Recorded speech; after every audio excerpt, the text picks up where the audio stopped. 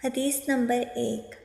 حضور صلی اللہ علیہ وآلہ وسلم کا ارشاد ہے، تمام اعمال کا دار و مدار نیت پر ہے، اور ہر عمل کا نتیجہ ہر انسان کو اس کی نیت کے مطابق ہی ملے گا۔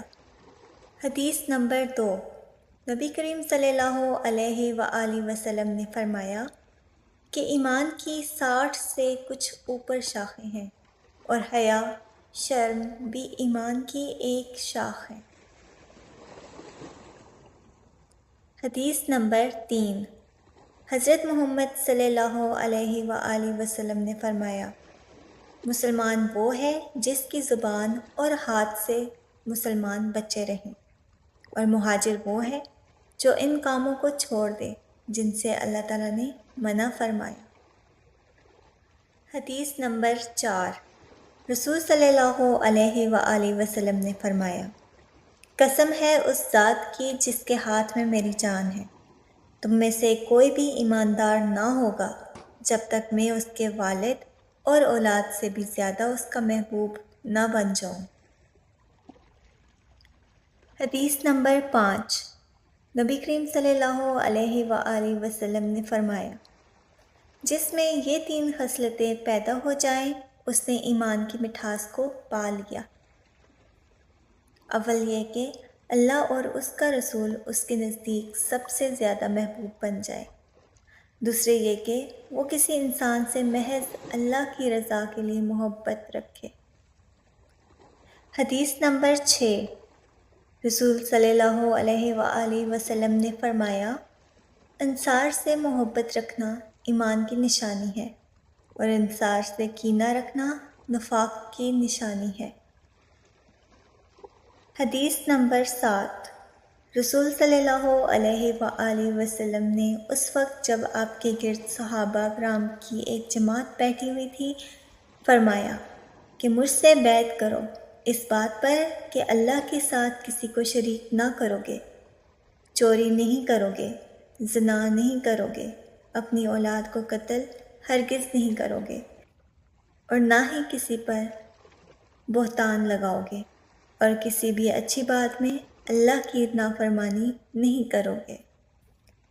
اور جو کوئی تم میں سے اس عہد کو پورا کرے گا تو اس کا ثواب اللہ کے ذمہ ہے، اور جو کوئی ان بری باتوں میں سے کسی کا ارتکاب کرے اور اسے دنیا میں اسلامی قانون کے تحت سزا دے دی گئی تو یہ سزا اس کے گناہوں کے لیے بدلہ ہو جائے گا، اور جو کوئی ان میں سے کسی بات میں مبتلا ہو گیا اور اللہ نے اس کے گناہ کو چھپا لیا تو پھر اس کا معاملہ اللہ کے حوالے ہے، اگر چاہے معاف کر دے اور اگر چاہے سزا دے دے۔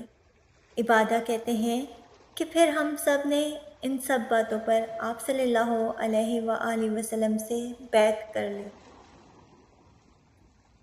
حدیث نمبر 8۔ حضرت محمد صلی اللہ علیہ وآلہ وسلم نے فرمایا، جب جنتی جنت میں اور دوزخی دوزخ میں داخل ہو جائیں گے، اللہ تعالیٰ فرمائیں گے جس کے دل میں رائی کے دانے کے برابر بھی ایمان ہو اس کو دوزخ سے نکال لو۔ تب ایسے لوگ دوزخ سے نکال لیے جائیں گے اور وہ جل کر کوئلے کی طرح سیاہ ہو چکے ہوں گے، پھر زندگی کی نہر میں یا بارش کے پانی میں ڈالے جائیں گے۔ اس وقت وہ دانے کی طرح اگائیں گے جس طرح ندی کے کنارے دانے اگاتے ہیں، اور کیا تم نے نہیں دیکھا کہ دانہ زردی مائل پیش در پیش نکلتا ہے؟ حدیث نمبر 9۔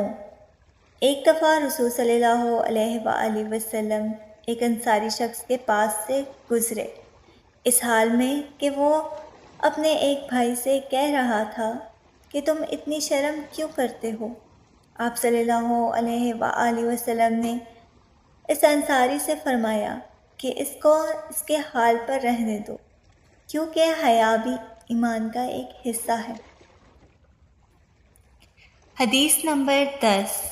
رسول صلی اللہ علیہ وآلہ وسلم نے فرمایا، مجھے اللہ تعالیٰ کی طرف سے حکم دیا گیا کہ لوگوں سے جنگ کروں اس وقت تک کہ وہ اس بات کا اقرار کر لیں کہ اللہ کے سوا کوئی معبود نہیں ہے، اور یہ کہ محمد صلی اللہ علیہ وآلہ وسلم اللہ تعالیٰ کے سچے رسول ہیں، اور نماز ادا کرنے لگے اور زکوٰۃ دیں۔ جس وقت وہ یہ کرنے لگیں گے تو مجھ سے اپنے جان و مال کو محفوظ کر لیں گے سوائے اسلام کے حق کے۔ رہا ان کے دل کا حال تو ان کا حساب اللہ کے ذمہ ہے۔